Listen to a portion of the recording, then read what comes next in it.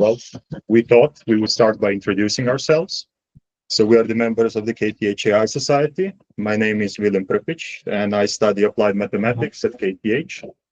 I also serve as the chairman of the KTH AI Society, and today with me are some of my colleagues. So my name is Leonard Xander. I study computer science at KTH, and I'm also the head of business development at ASI. And my name is Timothy. I also study applied mathematics, and I'm the head of development. Yes. And finally, and I'm also Timothy, and I'm the head of research, and I study computer science at KTH. Wonderful. So we just thought to set the really short agenda for today. So the main question we would like to address today is how do we cultivate the next generation of AI leaders? First, I will talk a little bit about the vision of AI Society and our history. Then my colleagues here will talk a bit about how it looks today in praxis and what they have been doing in the past year or so. So really quickly, the vision, the why, what, and how of the AI Society. So we exist to empower the emerging voices within AI. We are really a platform that is dedicated to fostering and amplifying these voices. It is a platform where people can exchange ideas. It's somewhere you can express your aspirations, share your concerns, or contribute your insights. It is a platform that facilitates continuous, it facilitates connections between the like-minded peers and the industry leaders. So how we do it is through research, collaboration, and promotion. When it comes to research, we strive to be a knowledge hub. We strive to offer the curious students the resources they need to explore their curiosity. And I'm sure that our head of research, Timothy Lindblom, will tell you more about it, and the head of development as well. When it comes to the collaboration, it's my favorite part, really. It's why I joined personally. It's to sort of bring together diverse perspective, talents, and experiences. And this works on a several levels. On the student level, what I take the most pride in is the fact that students from any program at KTH can collaborate on projects together. It's about having a team that consists of applied physicists, a computer science guy, a mathematician, somebody who specializes in robotics. And on the industry level, it's connecting these diverse teams with people who are actually doing work within AI and giving them some real projects to work on. When it comes to promotion, we always strive to promote all of our members. It is a platform. It is a feature of a platform. So, in a nutshell, it is a community dedicated to exploration, research, and continuous learning of AI. The idea was born in the summer of 2018. In the 6 months, we became the fastest growing society at KTH campus. We have over 5 years of experience organizing events, everything from BCG to McKinsey Quantum Black to Google to institutions like Handels and so on. These events that we organize it's seminars, it's workshops, it's hackathons, it's something that's more relaxed, like an after work. So it's all about bringing value to our students and promoting cool projects for them to work on. Today, the community numbers over 1,000 people at KTH campus, and the project group consists of over 50 now. So I will leave it to our heads to tell you about the work they have been doing in their specific areas. And I think the first one is Leonard Xander, who's the head of business. Yes, yeah, exactly. So the main problem for companies hiring in the space of AI or computer science development, business development, and all of those is student outreach, and especially for students to be visible to these companies, because especially computer science students, not all of them are the best at marketing themselves. Like, they can be one of the smartest people around, but if they don't have like a good CV, a good presence, then yeah, no company will, or not like the level of company will be able to see them and hire them. So that's where that's the main problem that the business team wants to solve. We want to be or we are an interface between the students and companies that do something with AI. And when I say do something with AI, what kind of company are we talking about? Here are some screenshots from some of the events of the last year. So, for example, organize company visits, hackathons, lunch lectures, fireside chats, workshops, and we see, especially in the last couple of months, trend towards hackathons. So, for example, we had in the back we see Lovable. Lowe's, if you're familiar with their platform, it's a no-code solution where you can, it's a full stack engineer, they call it, and the students, it was 10-15 students, all had like premium or full access to their platform for a whole week.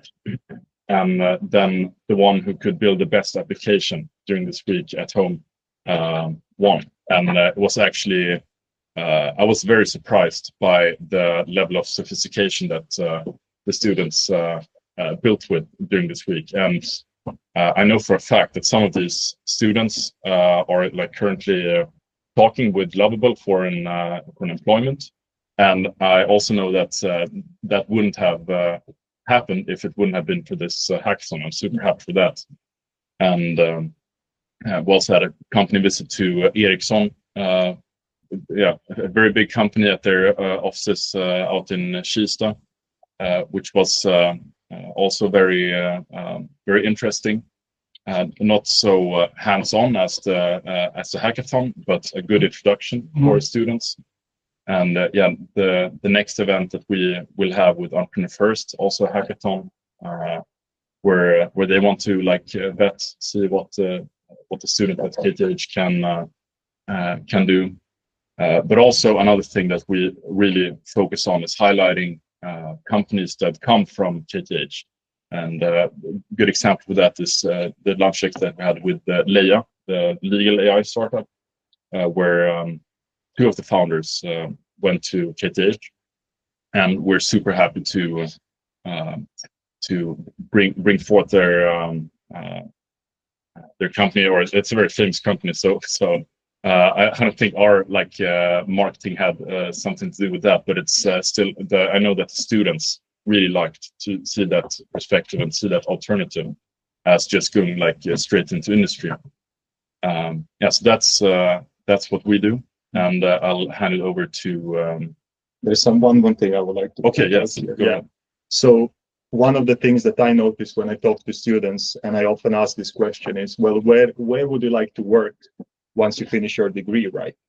And once you talk with enough students, what you figure out is that all of them have a pretty strong case of tunnel vision. You're asking, where do you want to work? I want to work for McKinsey. I want to work to Google. And then what the business team does is it sort of shows them the palette of all of these other interesting companies that they could be working in. So what I love is also, and Leonard has been doing an amazing job, and we will continue working on it. I call them unorthodox companies. For example, like doing AI in forestry. Nobody in KTH told me they want to do in forestry industry, or for example, working for Arla or something like that, something that's out of the box for this tunnel vision. One more thing, I'm just going to point it out quickly because Leonard pointed out, but most of the students are terrible at promoting themselves. The business team has a luxury to talk to a lot of recruiters. We always ask them, well, what do you search for in a student? And then transferring that knowledge to a student who's interested to work in a company, we can really bring value both to the student and the company by explaining them, hey, if you want to get a job here, please focus on your projects. Don't focus on the courses that you took or something. I mean, I'm sure that all of you guys saw many CVs. Some of them are silly and people need help in that aspect as well. Yes. Sorry for. No. Yeah. Thank you for filling out. Can we, who's next? Is it Lindblom? Yeah. Yeah. Now to head of research. Yeah, so you heard a bit about the business team. Now to the research team and what we've been trying to do last year here. So the research team, it's obviously focused on doing research with the end goal of actually publishing a paper. So this year we've had two projects. One has been together with Katarina Morozowska, who's a postdoc at KTH. focusing on physics-informed neural networks for modeling heat equations. And we just wrapped up this project. We had it running for half a year. This was very insightful to a lot of students who wanted to find out more about this emerging field. And like one of the outcomes for the organization is that we will also be participating in the KTH Physics-Informed Neural Network Summer School this summer, where one of the founding fathers of the research area is coming to Stockholm to hold a 2-week lecture course on just doing physics-informed neural networks. And then there will also be projects together with companies where you get to apply the skills to solve companies' problems. So yeah, physics-informed neural networks, it's really like you take your traditional deep learning neural network and then someone said, well, okay, if we're solving physical problems that we know we have differential equations that can help us out setting a good prior on the problem, let's try to use that prior and include it in our loss function. So you see to the left is the neural network, and the neural network we can do alt-diff on, and we get out the gradients for the inputs. This will end up giving us the ingredients we need to solve the PD, and then we use this PD to get the regularized loss. Yeah, the other project we've been doing is related to spatial transcriptomics. And here we have been working with a PhD student at the SciLife Labs. And spatial transcriptomic, it's kind of like a fancy word, but it's a method invented here at Karolinska about 10 years ago. And it allows us to study cancer, for example. So it's an imaging technique where you combine genomics data with imaging data. So you see here on the left-hand side, we have the imaging part where there's this H&E stained picture that you take, and then you also get the genome data on the right-hand part, and we can use this genome data to rotate these images so we can get alignment, and then from this alignment we get like a stack of images on top of each other. And the issue here is that it's very expensive to take these images. Like you have a tissue sample, which is like, think of it as 3D cube, and then you take a slice, and maybe you get like 4 slices if you're very fortunate. I mean, that's what we are looking for in our data. But there's like, you probably could take 10 slices inside the tissue sample if you had the money and the time. So what we are trying to solve in this case is we try to apply flow matching and diffusion modeling to actually be able to interpolate between these slices to generate a 3D scan. So on the right-hand side, you can see one of our like data sets we've been looking at, where we run this method called PACE2, which is Nature published in the last 10 years or so for actually aligning this transcriptomics data and then transferring it over to the images where we only work inside the image domain. Yeah, so that's yeah, I could say we're around 10 people in the research team at KTH AI Society, and like really my goal for this year has been that we need to like set the ambitions to actually publish a paper, and we've been doing good work on establishing this and partnering up with researchers at KTH to make it happen. And I think like without that research collaboration, without someone who actually is doing it full time and can guide us forward, we will not be at the same place. I would like to thank both Oskar Kviman at SciLife Labs and Katarina Morozowska for helping us out here. Yeah, maybe we could hear a bit more about the development team. So it's the next part of the R&D, and that would be to development team. Yeah, thank you. So again, my name is Timothy, and our goal at the development team is to actually build production-grade applications that revolve around AI. So I would say, to make the goal even clearer, we want to build things that actually will have end users within the time that our students will be at the AI Society team. So that kind of forces us to scope down the projects we can do a bit, since now we have to take like budgets and all these kind of things into consideration. And this is kind of the learning I want to offer our team members here, because we all get a lot of theory at KTH, but we don't always get to practice how it actually works out in the industry. So a lot of students will come out of KTH, they're really good at taking exams, but actually understanding how to use Git, how to deploy, all of these things that, yeah, I think a lot of employers would like to expect from their new employees aren't maybe taught that well at KTH yet. So it's usually often up to students to acquire these skills outside of school, and we want to kind of offer them a very good opportunity to do this at our AI Society. So we're a team of around 10 right now, and we have 2 projects going. So the first one is called Twiga, which was started by one of our members as his master's thesis. So it's a chatbot for Tanzanian teachers. So he was actually down in Tanzania and did a pilot project with them. So the goal with this project is to create a assistant for them that they can use in their daily work. So it's middle school teachers over there. So the idea revolves around building an ETL where we actually ingest a lot of the content from their curriculum. And we use WhatsApp as the interface, since in Tanzania, WhatsApp is very widely used, and they usually only have access to quiet, like simple smartphones. And this project is actually fully open source, and it's backed by Meta. And we've also been sponsored by a database provider called Neon.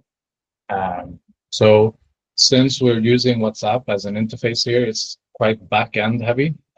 We can't do that much with the front end. We're limited to what the Meta API allows us to do. So the big focus here is on the ETL and a RAG pipeline to be able to serve like quality content to the teachers over there. So this is also in collaboration with the Tanzanian AI community. And the AI Society, the KTH AI Society, is one of the core contributors then to the project. And then we have this other project called the AI Study Advisor. It's a working name. It's not the final name of the product yet, but the idea is that something we've noticed at the AI Society is that a lot of students approach us and they don't know what courses they should take, what programs they should take if they want to get into AI or machine learning. And the root of this problem is that they feel that the study counselors at school aren't that helpful. So we kind of want to offer them a service where, because there is a really good API with all the information about the courses that exist at KTH. So we want to create a system that allows the students to dynamically create their own study plan. And we wanted to create some contrast between the Twiga project and this AI Study Advisor project, because the problem is interesting to solve, but we think the technology here is also really interesting, because a lot of AI projects are very focused on backend. It's ETL, it's RAG, it's all of these things. But there's also a lot of question marks surrounding how do you create a really good UI and UX for all these new AI applications, especially now that we can dynamically create interfaces based on the users. The interface can adapt to the user. We can have AI models actually stream in UI components. So for this project, it's going to be more focused on the actual UX around these things. It's also going to be an ETL and interesting things happening with agents and things like that. But there we also have this interesting problem of how do you create a dynamic service like this and make sure that the interface really responds to the user.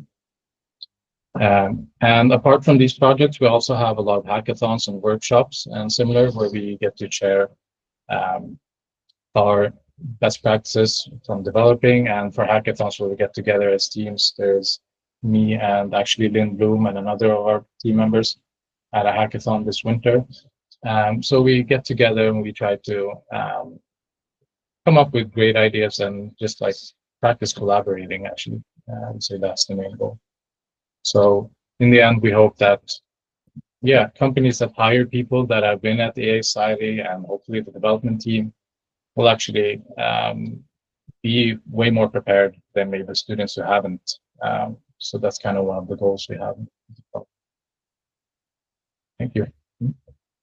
So yeah, if I could have a word, maybe it's actually interesting to hear, like, okay, well, how can we give this experience to students to actually prepare them? So, like, I think we could have touched upon that in the introduction section. But so, like, most of the people inside the board already have like significant work experience. So, like, Timothy Besada has been working inside development for a couple of years already, and I worked doing data science, specialized on lithium-ion batteries. And then we really want to bring our knowledge that we have gained inside industry and like drive it to the students at KTH who maybe haven't worked. And I think this has worked really well. And it's one of the best things about being a part of AI Society, like just being to spread knowledge. And maybe I can tie the presentation back to the beginning and build upon what Lindblom has said. So when we talk about the platform, when we talk about these things, it's a community of KTH students, right? So you take a bunch of courses, as we said before, at KTH, but then you also become painfully aware of the gap between you finishing a course and you coming to the company and actually contributing to something that, for example, in a master's in applied mathematics, you will not learn how to use Git. And then it becomes almost comical when you, or for example, I'm an applied mathematician, but they never teach us databases. So I work with data, but they will not teach us how to retrieve data or how to even structure it properly. So once we become painfully aware of these things, the AI Society really emerges us trying to bridge this gap. So a lot of students approach us, and we had recruitment. I mean, I think Lindblom calculated it's harder to get into Harvard than into AIS, or just no, into AIS than Harvard. It's just because of the pressure of everybody wanting to join. But then when these people join, you sort of ask them, well, we offer all of these different things. Do you want to be an academic in the future? Do you want to do a PhD? Well, then join the research team. You will feel how it is to work on a paper. You will feel how it is to do sort of research.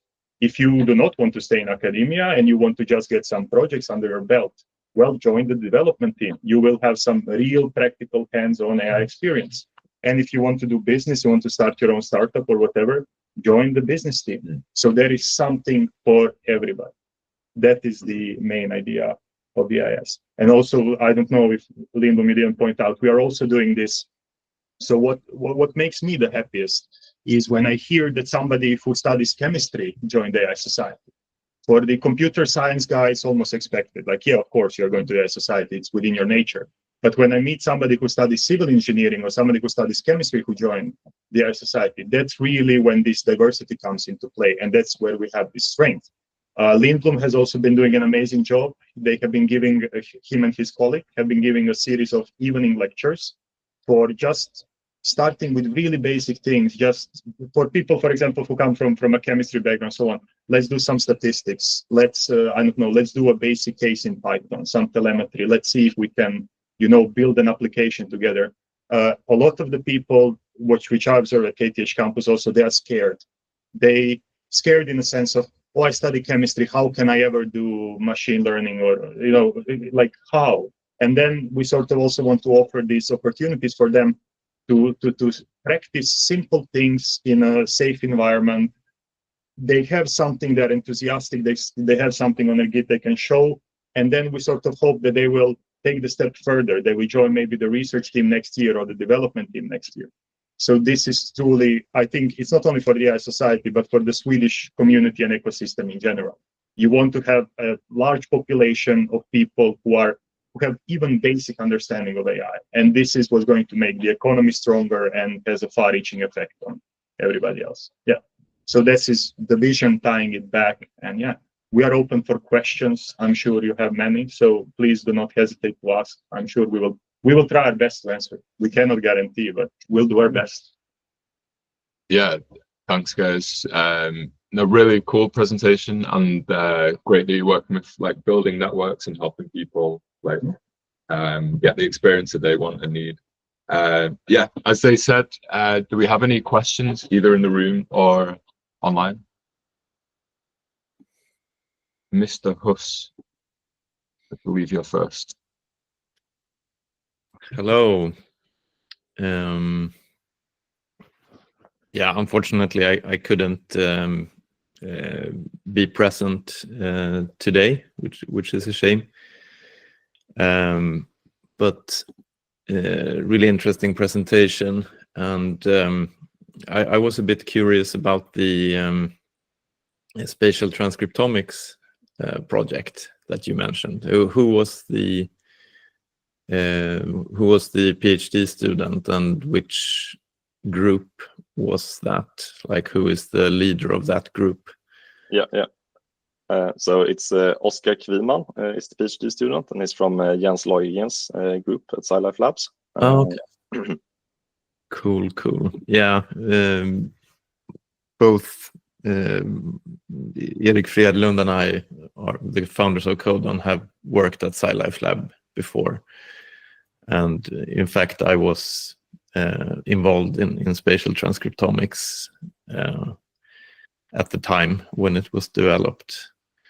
So it's interesting to see where that has gone. Like it's branched out in many different directions. It's a pretty cool technique. But like in research, how do you, like, isn't it hard to do research in this way, in the research team, like in this kind of piecemeal approach? Because I assume you have to do it on like weekends and evenings and so on. Tell me more about that. It's a great question. Yeah, so we have a requirement of like 6 hours a week, where it's quite open-ended. Like, it doesn't matter so much when you do the work. It's just about figuring everyone's schedules out together. So we try to do a lot of pair programming, getting together. We split the projects into two different paths. One, it's more about the modeling part, where we have a synthetic data set to start out with that we generated ourselves, actually coding up like the flow matching models and diffusion models, making sure that they work on a small scale, and then being able to take that the next step later on. In the other path, it's more about focused on the data pre-processing of this data, and the reason we split it up this way is then you get smaller groups. For one, like, people get more agency since it's all voluntary work, right? So like, one big problem is that if you have two large groups, if you're like 8 people in one group, then there's gonna be like 2 people working, and the other 6, they're gonna sit there and they're gonna be like, okay, this is great, but I don't have anything to do.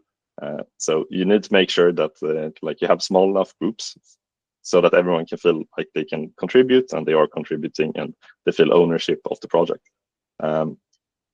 Yeah, and it also helps with scheduling, right? Because if you're only 2 people, it's easier to schedule 2 than to schedule 8 at the same time.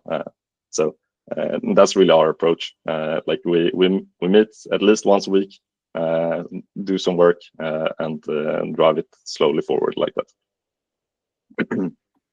Awesome. There is also maybe one more thing I would like to point out here, and that's that the people that we are looking for at KTH campus are often extremely ambitious, beyond the point where it's even healthy in some cases.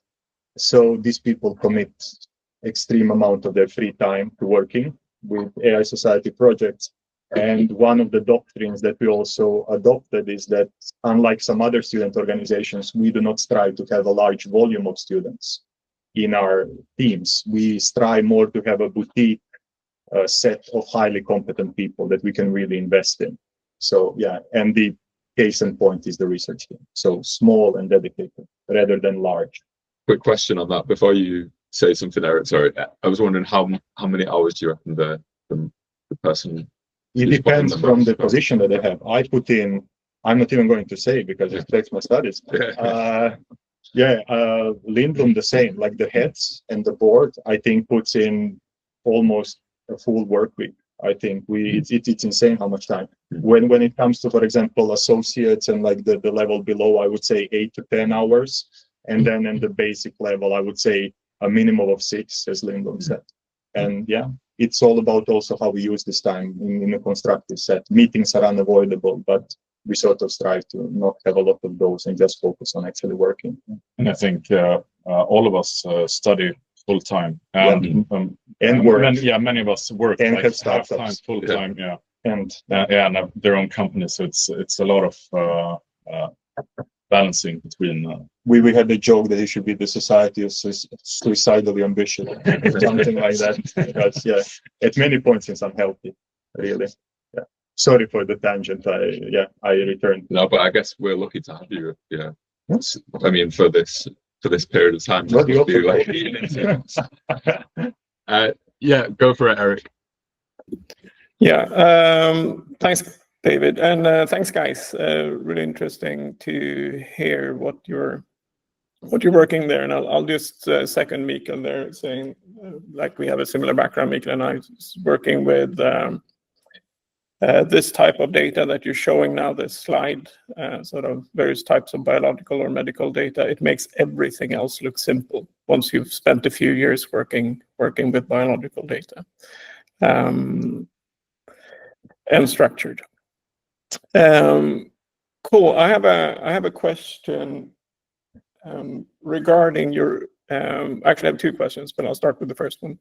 So, I was wondering if you could elaborate a little bit on the industry contacts and how you work with them, and especially sort of how you work with, I don't know, finding internships or finding small projects and so on. Because I think, sort of as a leader of a consulting company and doing a lot of various types of outreach and talking to a lot of companies in various industries in Sweden, the Nordics, and so on. One thing that's good with academia is that you're in a research setting, so you're used to sort of handling or managing or giving out sort of exploratory projects, basically on the scale of here's some data, go see what you can do with your toolbox.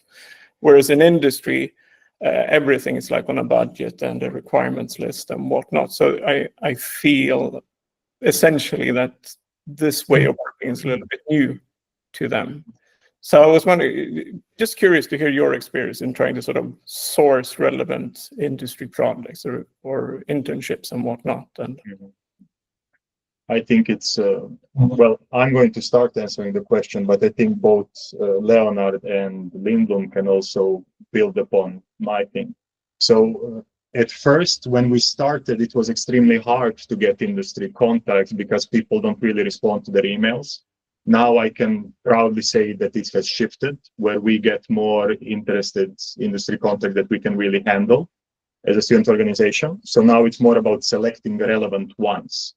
And building upon what we said previously, we are looking for interesting companies that are sort of maybe people are not, or students are not really aware of exist, that can sort of expand the horizons of the community. When it comes to how we work with them in the context of a business team, we have seminars, workshops, and hackathons, and so on. And they offer different levels of engagement, right? Something that we have been extremely hard on this year is the lunch lectures that other people, the other societies hold at campus, and the classic format of a lunch lecture. We are not really interested in glorified commercials for a company. When they hold a lunch lecture with us, we want them to show us some code. We want them to show us a demo. The feeling that we go for is the same feeling that when you exit the lecture at KTH, meaning, God, I have to go home and study. This is advanced. I want to go home and study. Not that I listen to 15 slides about your company culture. We, as engineers, we don't really care that much for that. Show us code. Then when we build, so the next level of the engagement will be a workshop. A workshop is something we do where we code alongside industry people. So it's two AI Society member and someone from the industry sitting and working on a case together. The limitation here is that it's often hard to find a case that can be solved within the time scope of a single workshop. So that's been challenging. Finally, it's a hackathon, and hackathon, as I understand it, is just company wanting us to build software for them. It's just a hidden recruitment process, really. I mean, they all just look, okay, who can code? The best ones, they usually offer them an internship or something like that. There is also the flip side of it. That's why we had an after-work event where a company maybe simply wants to invite you to the office to share a drink together and just to talk to people, because a lot of the companies really struggle to even communicate with younger people, in a sense that the executive level is so detached from how young people are today and for the cultural shifts that they derive value from just being able to talk to young students. Yeah, so that's on the, I don't know if maybe you want to take over and say something, and Lindblom can also say with the project-based thing. Yeah, no, and with especially to internships, it's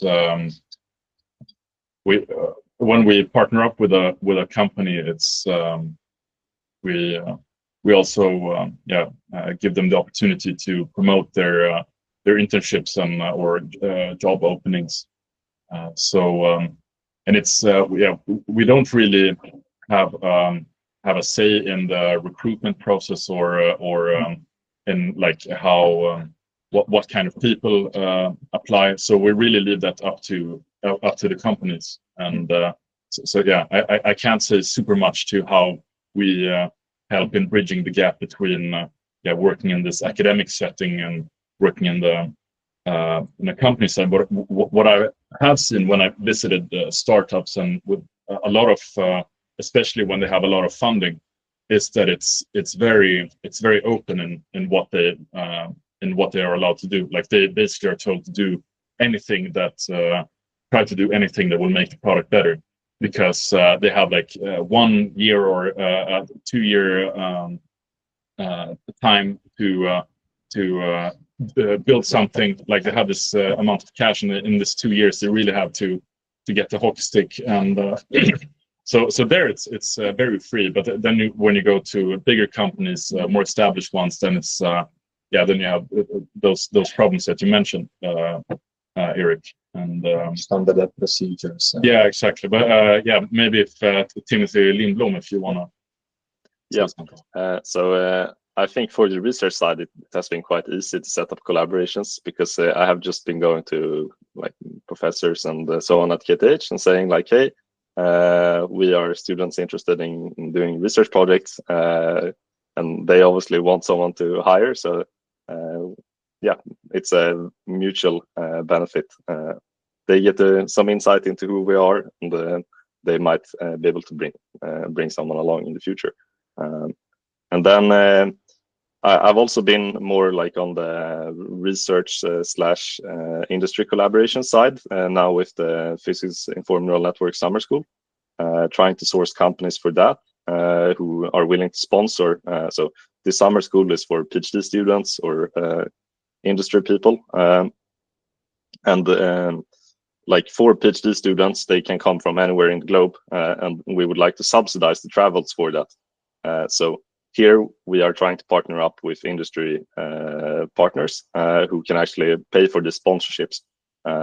So currently we have Volvo construction equipment and a couple of other sponsors for the event, and they come with a project that they say like, hey, we have this quite open-ended project, but together with the organizers of that event, they form the project and are able to form like some proof of concept that you could actually build within like 1 week using physics for neural networks.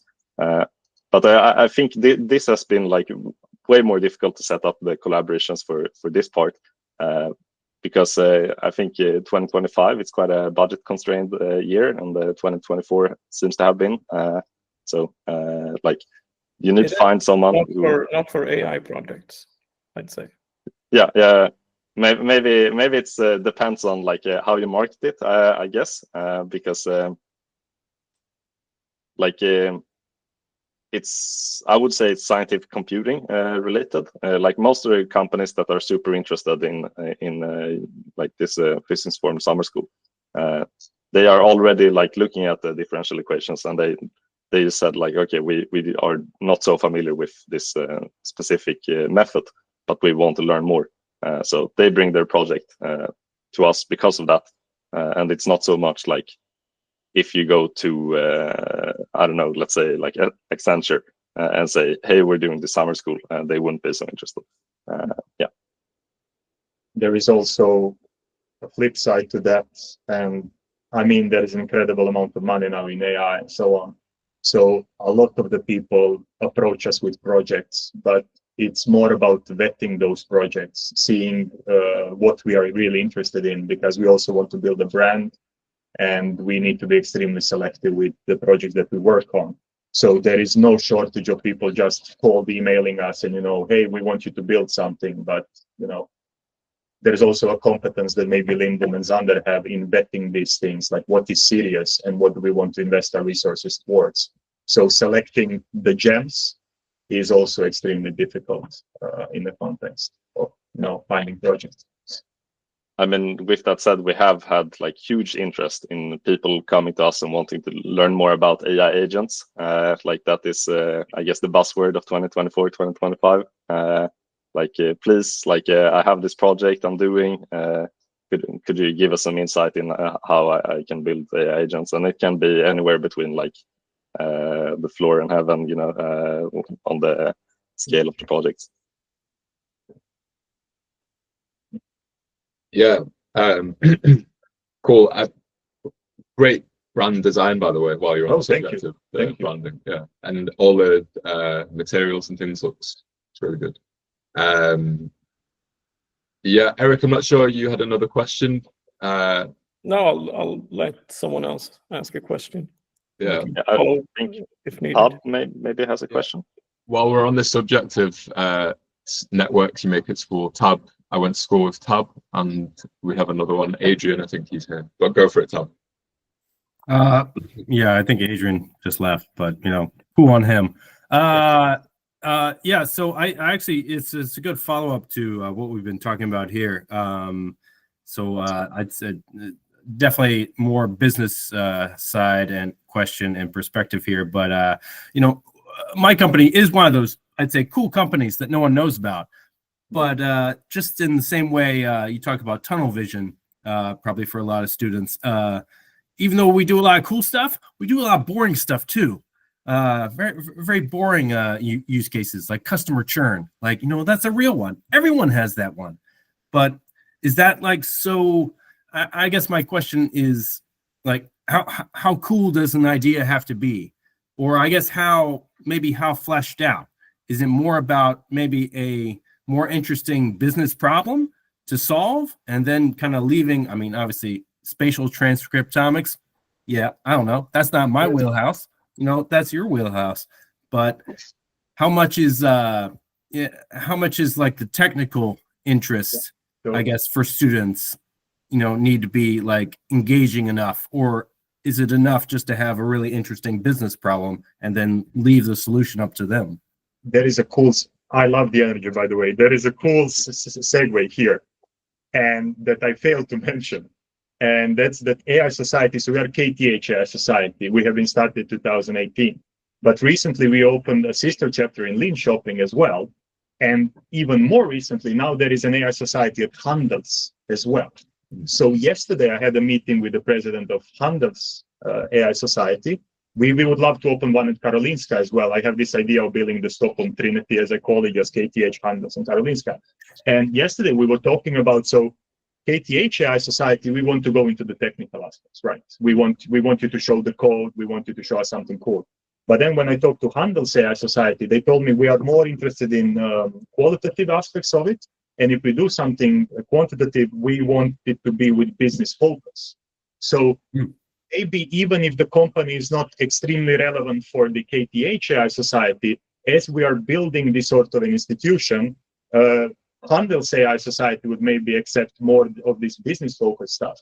So, and then once we have one at Karolinska, I'm sure that, well, the Lindblom will get the competition for the, for the data there. But it's sort of the X factor is judged by the business team mostly. So they consider how mature the company is or if it has this X factor. But I just wanted to point out that as our network and institution evolves, we will also have different flavors to AI Society. So you might have an option, for example, if we don't have the honestly time, because its pressure is so hard, maybe we can refer the company to Handels and Handels can refer it back to us, depending on the flavor of the lecture that we want to do or a workshop. And if you have... Yeah, and I think what I've seen when I've talked to students in what they're interested in is I don't think necessarily that it all is hangs on the business problem. So the customer churn it's very broad, but more in the methods that you use to attack the problem. Like if you really want to solve the problem with state-of-the-art methods, then a lot of students are attracted to that. So, for example, Gillian here, an investment fund, they invest money and they want to see who are the best performers. But they developed like some new methods to gauge that. And so for many people at KTH, they think investment is super boring. But when you apply these methods to analyze it, it suddenly becomes super interesting. So it's more in the methods that you use to solve the problem that I think if you're looking to attract students. With Gillian, it's an excellent, because they are literally the case in point of what I talked about. So the first thing they did the year before with us, it was a glorified commercial. This year we were extremely hard on them. Listen, you need to show us code. And their lecture was literally a code along. They were showing the architecture of it was so cool. It was so technical. So Gillian is the case in point that even these companies can sort of present it in a technical way. Just this case, and the spin that you sort of put on it. The one thing that I wanted to have with Gillian was there's always a Q&A right after every session. And I enjoy when they make the company uncomfortable. And with Gillian, it was a lot of undiplomatic questions, as I was like, where does the money come from? So if a bank wouldn't give me loan, why are you giving me loan? You know, it was, and you can see them sweat. So yeah, I maybe this is also a part of the culture that I would like to point out with the AI Society. We love to, ask hard and maybe perhaps undiplomatic questions to company once they're done. Yeah. This is very cool. Thank y'all. Nice one. Do we have any questions in the room? Any undiplomatic questions? Yeah, it would be cool to get one now. Can I? You mentioned setting up an AI society at KI. Have you already been in touch with them? Yes, but it's also about finding the right contact to do it. Since it's a student organization, we need to talk to students, and I have a couple of contacts there that are students. Lindblom has his own, but approaching saying, hey, let's set up an AI society. It's such an investment for people that, yeah, if you could help us, maybe we would really appreciate it. If you have somebody you could refer to us, as we are really enthusiastic about building this Stockholm Trinity between medicine, business, and technical university. I think it would be an amazing addition to the city. Yeah, on a student level. Yeah, I mean, I know about like the AI constellation that they have there currently that you might want to tap into. So my contacts are not from the student side, but still, like they have, they have the students involved. So maybe you can go through that Oh, that would be How lovely. to make it easier. Because it's also about on what layer do we operate, right? So in Stockholm, you have, for example, AI Society, that's a student organization, Ideell Förening. But then you have, for example, Stockholm AI, AI Sweden, that sort of does similar things, but they are on the more industry level. And then you have research group. So it's all about us building within our own layer. That is the student one, right? I know that, for example, KTH has the KTH innovation and so on, but we are sort of a sub-layer. Not a sub-layer, but we are a different layer to them. And Handels has their own tech initiative, which is on an institution level rather than the student level, if I put it correctly. So yeah, if you could sort of help us tap into the correct students to formulate the student organization, we would appreciate it immensely. Yeah, we can talk about it offline. Speaking of Stockholm AI, maybe you know that we are co-hosting a meetup with them on Tuesday next week. Yeah. AI and property management. Mm. Yeah. And if you want to come, we've got some. We would love to. We've got some guest listed. Send us invites. Yeah. We'll start. Cool.